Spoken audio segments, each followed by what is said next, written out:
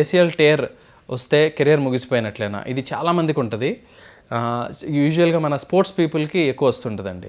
And మనం police అకాడమీలో usually wall jumping అనే ఒక ఎక్సర్సైజ్ ఉంటుంది, ఆర్మీలో కానీ పోలీస్ అకాడమీస్లో కానీ వీటిలో. అలా జంప్ చేసినప్పుడు ప్రాపర్గా ల్యాండ్ అవ్వనప్పుడు, లేదా ప్రాపర్ ట్రైనింగ్ లేనప్పుడు, లేదా ఎగుడు దిగుడు సర్ఫేస్ మీద ల్యాండ్ అయినప్పుడు ఏసీఎల్ అనేది చిరిగిపోవటం జరుగుద్ది, ఇంజురీ అయ్యి. అలాంటి వాళ్ళకి మనం ఏసీఎల్ రీకన్స్ట్రక్షన్ అనే సర్జరీ చేస్తాం. అది కూడా ఓపెన్ చేసి కాదు, చిన్న కీ హోల్ సర్జరీ, చిన్న కెమెరా పెట్టి మోకాల్లోకి ఇంకో హోల్ పెట్టి కెమెరా పట్టేంత ఆ హోల్లో నుంచి సర్జరీ కంప్లీట్ చేసి బయటకు వచ్చేస్తాం. మినిమం ఇంజరీ ఉంటుంది మోకాల్కి.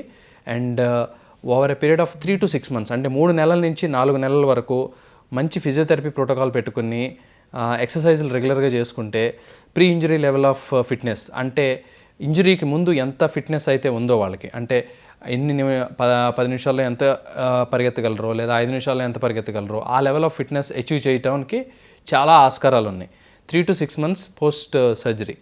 సో అది పెద్ద ప్రాబ్లం ఏం కాదు. అండ్ దానికి చాలా మంచి ఉదాహరణలు కూడా ఉన్నాయి. చాలామంది క్రికెట్ ప్లేయర్స్, మనకు తెలిసిన వాళ్ళు కూడా, పేర్లు చెప్పలేను కానీ తెలిసిన వాళ్ళు కూడా ముంబైలో కానీ అక్కడ చాలా సర్జరీస్ చేయించుకుని మళ్ళీ క్రికెట్ ఆడిన సందర్భాలు ఉన్నాయి. వరల్డ్ కప్లో కూడా పార్టిసిపేట్ చేశారు. అండ్ చాలామంది బాస్కెట్బాల్ ప్లేయర్స్కి కూడా ఇది చాలా ఫ్రీక్వెంట్గా, ఫుట్బాల్ ప్లేయర్స్కి అవుతుంది. చాలా ఫ్రీక్వెంట్ ఇంజరీ అండి ACL, anterior cruciate ligament injury అనేది చాలా కామన్ ఇంజరీ. అండ్ చాలామంది సర్జరీస్ చేయించుకుంటారు.